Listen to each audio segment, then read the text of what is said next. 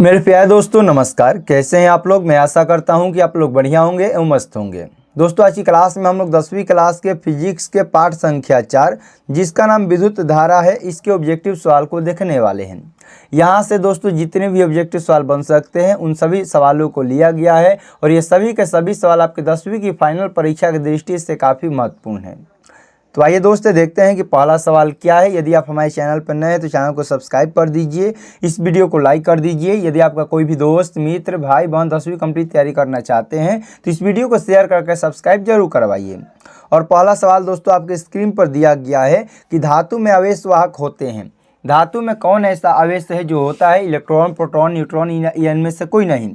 तो जो धातु में आवेश होता है, धातु में आवेश इलेक्ट्रॉन होता है। सही उत्तर ए हो जाएगा। धातु में इलेक्ट्रॉन नामक आवेश होता है। अगला सवाल है किस उपकरण में धन और ऋण चिन्ह नहीं होता है। कौन ऐसा उपकरण है जिसमें न तो प्लस होता है और न ही माइनस होता है। तो ये इसका दो ऑप्शन है और ये दोनों ऑप्शन आपको याद रखना पड़ेगा। परिनालिका और कुंडली एक ऐसा उपकरण है, हमने क्या बताया, परिनालिका और कुंडली एक ऐसा उपकरण है जिसमें न तो प्लस होता है और न माइनस का चिन्ह होता है, यानी कि सही उत्तर हो जाएगा ऑप्शन नंबर डी।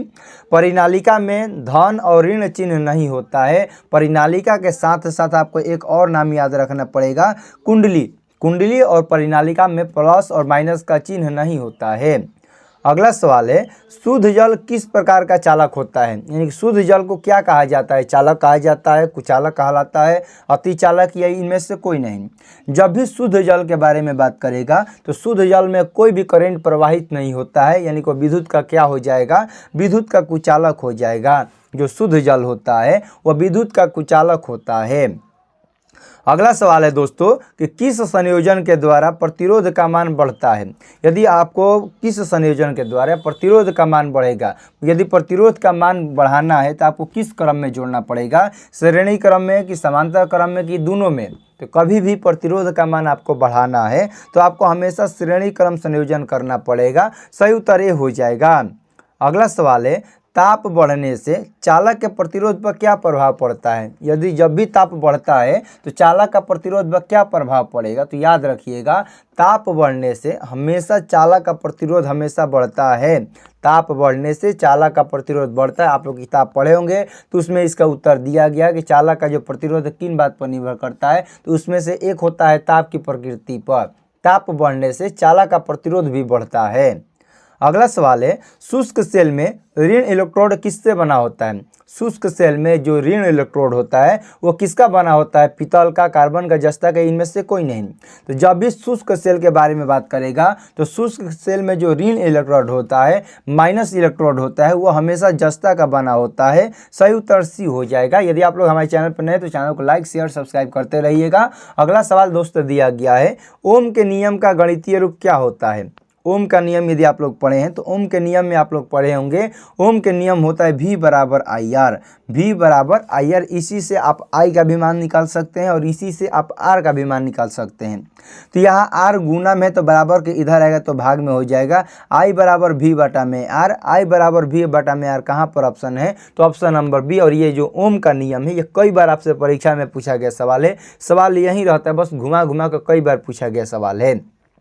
तो ओम के नियम का गणितीय रूप क्या हो जाएगा, ओम के नियम का गणितीय रूप I बराबर V बटा में R हो जाता है। आपको केवल एक याद रखना है V बराबर आई आर, और इसी से आप लोग कई प्रकार का फॉर्मूला बना सकते हैं। I बराबर V बटा में R, R बराबर V बटा में I, ये दोनों हो सकता है। अगला सवाल है विद्युत शक्ति का एसआई मात्रक क्या होता है। ये जो सवाल है 2013 में 2 बार, 2026 के सेकेंड शिफ्ट में पूछा गया सवाल है कि विद्युत शक्ति का एसआई मात्रक क्या होता है। तो विद्युत शक्ति का एसआई मात्रक वाट होता है। पावर का क्या हो जाएगा, एसआई मात्रक वाट हो जाएगा। अगला सवाल है लंबाई बढ़ने से तार का प्रतिरोध क्या होता है। जैसे ताप बढ़ने से तार का प्रतिरोध बढ़ता गया है, ठीक उसी प्रकार लंबाई बढ़ने से तार का प्रतिरोध भी बढ़ता है। सही उत्तर ऑप्शन नंबर बी हो जाएगा। ताप बढ़ने से या लंबाई बढ़ने से तार का प्रतिरोध हमेशा बढ़ जाता है। अगला सवाल है कि सौर ऊर्जा को सीधे विद्युत में बदलने वाली युक्ति को क्या कहते हैं। सौर ऊर्जा को सीधे विद्युत में बदलने वाली युक्ति को क्या कहते हैं। तो सौर ऊर्जा को सीधे विद्युत में बदलने वाली युक्ति को सौर सेल कहा जाता है। सही उत्तर सी हो जाएगा। अगला सवाल है, निम्नलिखित पदार्थों में कौन चालक है? निम्नलिखित पदार्थों में यानी कि अभ्रक में, कांच में, एल्यूमिनियम में, चीनी मिट्टी में कौन चालक है? चालक मतलब किसमें करंट प्रवाहित होता है? अभ्रक में कि कांच में कि एल्यूमिनियम में कि चीनी मिट्टी में? तो आप लोग सभी लोग जानते हैं कि अभ्रक, कांच और चीनी मिट्टी विद्युत का कुचालक है, जबकि जो एल्यूमिनियम है या विद्युत का चालक होता है, इसमें करंट प्रवाहित होता है। अगला सवाल दोस्तों दिया गया है कि घरेलू विद्युत परिपथ में प्रतिवर्ती धारा की आवृत्ति कितनी होती है? जो हम लोग घर में जो विद्युत धारा उपयोग करते हैं तो उसमें प्रतिवर्ती धारा की आवृत्ति कितनी होती है? तो घरेलू विद्युत परिपथ में, हमारे देश के घरेलू विद्युत परिपथ में प्रतिवर्ती धारा की आवृत्ति हमेशा 50 हर्ट्ज होता है। 220 वोल्ट पर 50 हर्ट्ज होता है। सही उत्तर हो जाएगा ऑप्शन नंबर ए। अगला सवाल है, विभक्त वलय प्रयुक्त होता है, 2024 के सेकेंड शिफ्ट में पूछा गया सवाल है। विभक्त वलय प्रयुक्त होता है किसमें? गैल्वेनोमीटर में, डीसी मोटर में, सूक्ष्मदर्शी में, या इनमें से कोई नहीं? तो जो विभक्त वलय का उपयोग होता है वो दोस्तों डीसी मोटर में किया जाता है। अगला सवाल है, विद्युत बल्ब के फिलामेंट का द्रव्य किससे बना होता है? चलिए धाई धाई इसका आंसर बताइए। जो हमारे घर में पहले विद्युत बल्ब होता था उसका जो फिलामेंट है वो किस पदार्थ का बना होता है? याद रखिएगा, जो लाल वाला बल्ब होता है विद्युत बल्ब होता है। विद्युत बल्ब का जो फिलामेंट है वो दोस्तों टंगस्टन का बना होता है। सही उत्तर ऑप्शन नंबर बी हो जाएगा। अगला सवाल है, एक कूलम आवेश कितने इलेक्ट्रॉन में समाये आवेश के तुल्य होता है? यानी कि एक कूलम जो विद्युत आवेश है वो कितने इलेक्ट्रॉन के बराबर होता है? तो एक कूलम विद्युत आवेश 6.25 × 10⁻18 इलेक्ट्रॉन के बराबर होता है। और ऐसा ऑप्शन कहाँ है? तो ऑप्शन नंबर बी हो जाएगा इसका सही उत्तर। अगला सवाल है, विद्युत आवेश का एसआई मात्रक क्या होता है? विद्युत आवेश का एसआई मात्रक क्या होता है? तो विद्युत आवेश का एसआई मात्रक कूलम होता है। सही उत्तर ऑप्शन नंबर डी हो जाएगा। अगला सवाल है, अति भारण के समय विद्युत परिपथ में विद्युत धारा का मान क्या होता है? जब भी अति भारण हो या लघु पतन हो उस समय विद्युत धारा का मान क्या हो जाता है? तो अति भारण के समय या लघु पतन के समय विद्युत परिपथ में विद्युत धारा का मान बहुत अधिक बढ़ जाता है, आवश्यकता से अधिक बढ़ जाता है। अगला सवाल दोस्तों दिया गया है, 1 वोल्ट किसको कहा जाता है? यदि आप लोग विभव की परिभाषा याद किए होंगे तो विभव की परिभाषा में आपको लिखवाया गया होगा V = J/C। जूल प्रति कूलम होता है। 1 वोल्ट जो होता है 1 जूल प्रति कूलम के बराबर होता है। 1 जूल प्रति कूलम कहाँ पर है? तो ऑप्शन नंबर बी में है। विभव V = J/C होता है, जूल बटा में कूलम होता है। अगला सवाल है, मीटर को विद्युत परिपथ में कैसे जोड़ा जाता है? मीटर को विद्युत परिपथ में कैसे जोड़ा जाता है? तो मीटर को हमेशा विद्युत परिपथ में श्रेणी क्रम में जोड़ा जाता है, जबकि वोल्ट मीटर को हमेशा समांतर क्रम में जोड़ा जाता है। ये दोनों याद रखिएगा। अभी जो फिलहाल पूछा गया कि मीटर को विद्युत परिपथ में किस क्रम में जोड़ा जाता है? तो मीटर को विद्युत परिपथ में श्रेणी क्रम में जोड़ा जाता है। अगला सवाल है, कौन सा पद विद्युत शक्ति को निरूपित नहीं करता है? तो विद्युत शक्ति का भारतीय भवन की किताब के अनुसार लास्ट में आप लोग बढ़िया से पढ़े होंगे कि विद्युत शक्ति का जो फार्मूला बनता है कौन कौन बनता है दोस्तों? I² R बन जाता है, VI बन जाता है और V² बटा में R बन जाता है। लेकिन आप लोग विद्युत शक्ति में कहीं IR² नहीं पढ़े होंगे, इसीलिए सही उत्तर ऑप्शन नंबर बी हो जाएगा। IR² विद्युत शक्ति का फार्मूला नहीं होता है। दोस्तों आपको क्लास पसंद आ रहा है तो क्लास को लाइक शेयर सब्सक्राइब करते रहिए। और अगला सवाल का जवाब आप लोग जरूर बताइए कि किस उपकरण में धन और ऋण चिन्ह नहीं होता है? तो हमने आपको 2 नाम बताया कि परिनालिका और कुंडली एक ऐसा उपकरण है। परिनालिका और कुंडली एक ऐसा उपकरण है जिसमें न तो प्लस होता है और जिसमें न तो माइनस होता है। यानी कि सही उत्तर हो जाएगा ऑप्शन नंबर सी। कुंडली में न तो प्लस होता है और न ही माइनस होता है। अगला सवाल है कि लघु पतन के समय परिपथ में विद्युत धारा का मान क्या होता है? तो हमने आपको अभी बताया कि लघु पतन बोले तब या अति भारण बोले तब। तो लघु पतन के समय या अति भारण के समय परिपथ में विद्युत धारा का मान आवश्यकता से बहुत अधिक हो जाता है। अगला सवाल दोस्त दिया गया, किसी चालक के प्रतिरोधकता का मात्रक क्या होता है? प्रतिरोध अलग हो जाता है, प्रतिरोधकता अलग हो जाता है। प्रतिरोध का एसआई मात्रक केवल ओम होता है, जबकि प्रतिरोधकता का एसआई मात्रक ओम मीटर होता है। तो याद रखिएगा, प्रतिरोधकता का एसआई मात्रक ओम मीटर होता है और प्रतिरोध का एसआई मात्रक ओम होता है। अगला सवाल दिया गया है, हमारे घरों में जो विद्युत आपूर्ति की जाती है वो कितने वोल्ट पर होती है?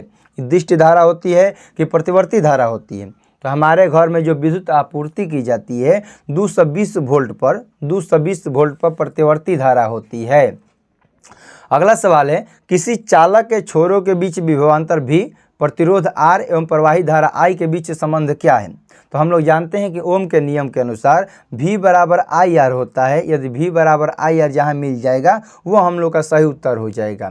यदि हमें I का केवल मान ज्ञात करना होगा तो I बराबर V बटा में R हो जाएगा।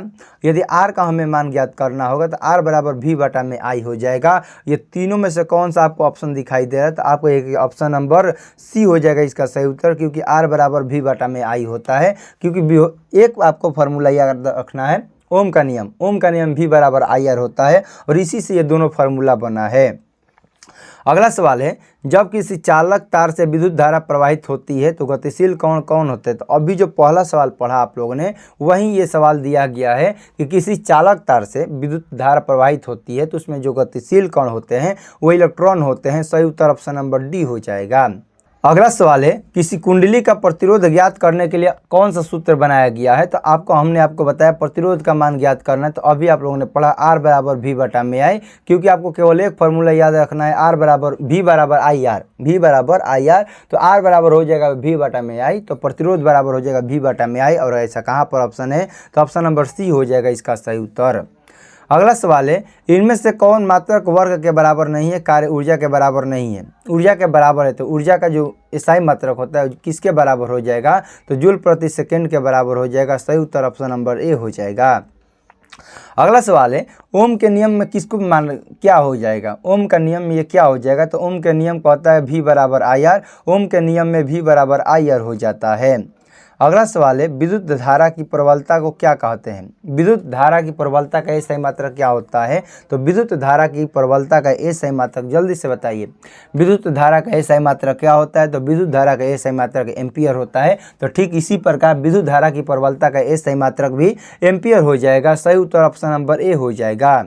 अगला सवाल है, धारा मापने के यंत्र को क्या कहा जाता है। और ये जो सवाल है 2012 में, 14 में, 15 में, 17 में 4 बार पूछा गया सवाल है कि धारा मापने के यंत्र को क्या कहते हैं। तो धारा मापने के यंत्र को एमीटर कहा जाता है और एमीटर को हमेशा श्रेणी क्रम में जोड़ा जाता है। अगला सवाल है, इलेक्ट्रॉन पर कितने आवेश होते हैं। एक कूलम आवेश में 6.25 गुणे 10 के पावर 18 इलेक्ट्रॉन होता है, लेकिन एक इलेक्ट्रॉन में कितना कूलम आवेश होता है ये आपको बताना है। तो एक इलेक्ट्रॉन में 1.6 गुणे 10 के पावर -19 कूलम होता है। सही उत्तर ऑप्शन नंबर डी हो जाएगा। ऑप्शन नंबर सी मत मारिएगा, क्योंकि ऑप्शन नंबर डी 1.6 होता है, जबकि ऑप्शन नंबर सी में केवल 16 दिया गया। तो ऑप्शन नंबर डी हो जाएगा इसका सही उत्तर।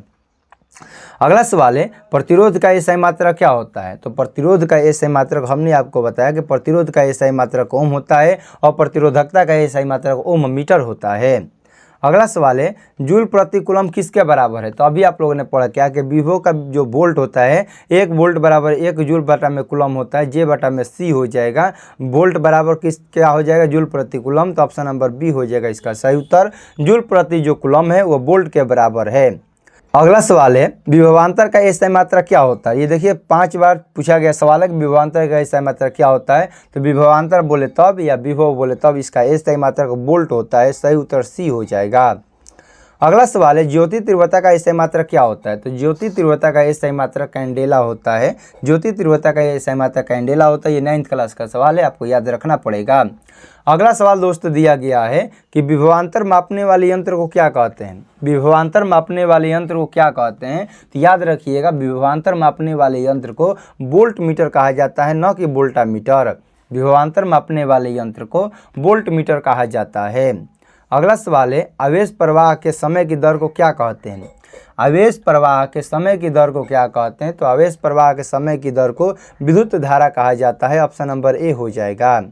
अगला सवाल है, एक कूलम तुल्य है। एक कूलम किसके बराबर होता है। तो एक कूलम जो होता है दोस्तों 1 एम्पियर गुणे 1 सेकेंड के बराबर होता है। एम्पियर धारा का हो जाएगा, सेकेंड किसका हो जाएगा दोस्तों, समय का, और कूलम किसका हो जाएगा, आवेश का। तो आवेश को क्यू से सूचित किया जाता है और क्यू बराबर आप लोग कहीं पढ़े होंगे, क्यू बराबर IT। यदि क्यू बराबर IT नहीं याद है तो याद रखिएगा एक कूलम जो है यह बराबर हो जाएगा एम्पियर गुणे सेकेंड के। अगला सवाल दोस्तों दिया गया है, किलोवाट घंटा किसका मात्रक है। किलोवाट घंटा किसका मात्रक है। तो जो किलोवाट घंटा है यह विद्युत ऊर्जा का SI मात्रक है। सही उत्तर ऑप्शन नंबर बी हो जाएगा। और यहाँ से दोस्तों सभी सवाल क्या होते हैं, समाप्त होते हैं। एक और यहाँ पर सवाल देख लेते हैं कि एक विद्युत यूनिट किसके बराबर होता है। एक विद्युत यूनिट यह किसके बराबर होता है? तो एक विद्युत जो यूनिट है यह 1 किलोवाट घंटा के बराबर होता है। सही उत्तर ऑप्शन नंबर बी हो जाएगा। तो चलिए दोस्त, आज की क्लास को यहीं पे समाप्त करते हैं। क्लास कैसा लगा कमेंट में जरूर बताइए। आप लोग 41 में से कितने सवाल का सही जवाब दे पाए हैं, इसका भी आप लोग आंसर कमेंट में जरूर बताइए। यदि आप लोग का कोई भी दोस्त मित्र भाई बहन 10वीं कंप्लीट तैयारी करना चाहते हैं तो आप लोग हमारे चैनल वेदार्थ क्लास उसको सब्सक्राइब जरूर कीजिए और इस वीडियो को शेयर करके सब्सक्राइब जरूर करवाइए। मिलते हैं दोस्तों अगले क्लास में, तब तक के लिए आपको जय हिंद जय भारत।